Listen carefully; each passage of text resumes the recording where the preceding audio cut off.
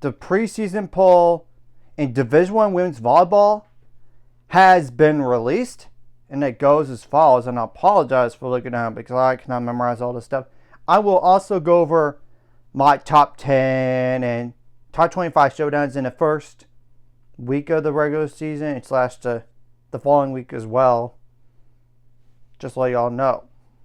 And granted, I know some teams are doing like practice games against themselves before the week of August 31st. Or they're playing straight up games there. So I'm just going to go over like the top 25 showdowns. And I did up to September 1st. I wasn't sure, should I include that or not, depending on if the poll does exist still.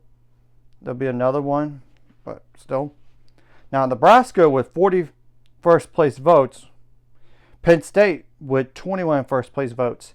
That's it on the first place votes part of it.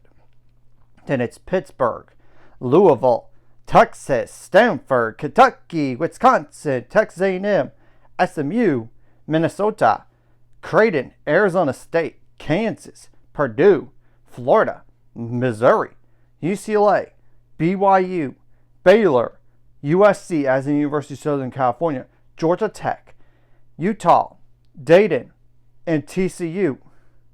Now, receiving vote teams goes as follows.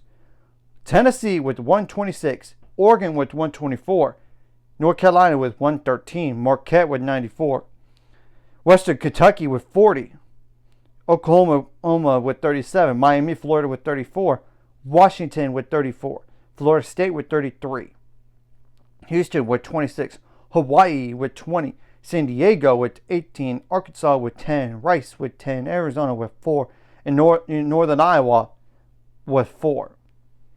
So my top 10 goes as follows, and it's similar. Nebraska, Penn State, Pitt, Louisville, Stanford, Texas, Wisconsin, Texas A&M, and then SMU. Now, outside looking at it, I'll go like 7 teams in total. Minnesota, Creighton, Arizona State, Kansas, Purdue, Florida, and Missouri. But if it's not Missouri, then it's UCLA. Just saying. What are some top 25 showdowns? And it actually starts like August 22nd for the games. And not even including neutral site games and all this. That do count. Number 3, Pitt at number 1, Nebraska. Number 6, Stanford at number 16. Versus number 16, Florida in Lincoln, Nebraska. Number 2, Penn State versus number 12, Creighton in Lincoln, Nebraska. Number 6, Stanford at number 1, Nebraska. Number 3, Pitt versus number 16, Florida in Lincoln, Nebraska. Number 2, Penn State versus number 14, Kansas in Sioux Falls, South Dakota. Number 9, Texas A&M versus number 11, Minnesota in Sioux Falls, South Dakota. Number 12, Creighton versus number 5, Texas and Madison, Wisconsin. Number 14, Kansas at number 8, Wisconsin. Number 24, Dayton at number 23, Utah.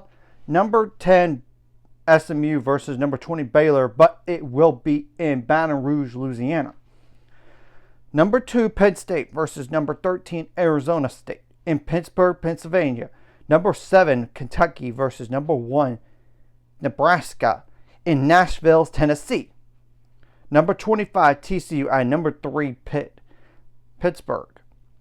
Number 5, Texas at number 8, Wisconsin. Number 14, Kansas versus number 12, Creighton in Madison, Wisconsin. And there's 2 September 1st games, which are number 2, Penn State versus number 25, TCU in Pittsburgh, Pennsylvania. And number 13, Arizona State at number 3, Pittsburgh. So we're going to have to wait and see, and you can tell which conferences dominated the most in terms of the number of teams in the preseason here. And this is just more of a talking point than anything else, because it could be totally off. Last year Texas was number 1, and guess where they ended up at the very end of the year? I'm just saying, it's not the end all be all. So we'll have to wait and see what those matches look like and what happens this season. And obviously, if you're a top 4 seed for the NCAA tournament, you're going to host the first 2 rounds, but that does not guarantee you're going to win it. I mean, look at the 2 seeds last year. They lost. And even the 3 seeds, besides the 4 seeds, I mean, just telling the truth. And then, obviously, if you're like a 1 seed in each side of the bracket of the NCAA tournament, you get to host. As long as you get past the first 2 rounds of the NCAAs, you will host the Sweet 16 and Elite 8 games. Even if you do lose in the Sweet 16, you're still going to host that. And I'll go over some top 25 showdowns every poll. And same thing goes for the top 10 and all that, and outside looking in. From like once the season does start consistently and a week by week basis, and I'm not including conference tournaments either in all this. And I will go over RPI down the line. I will, but not right now. The season is just not even started yet. And granted, I know there are some practice games against each other that are top 25 showdowns, and you could look those up.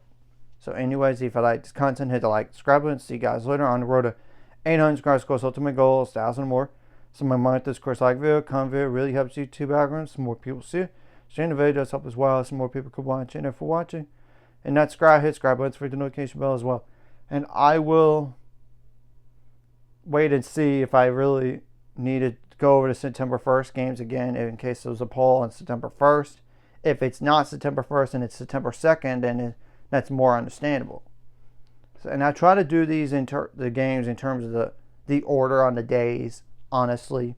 So y'all could keep monitoring that, because that could impact not just rankings for the following week, but down the line for the seeding. It could, besides conference play, of course.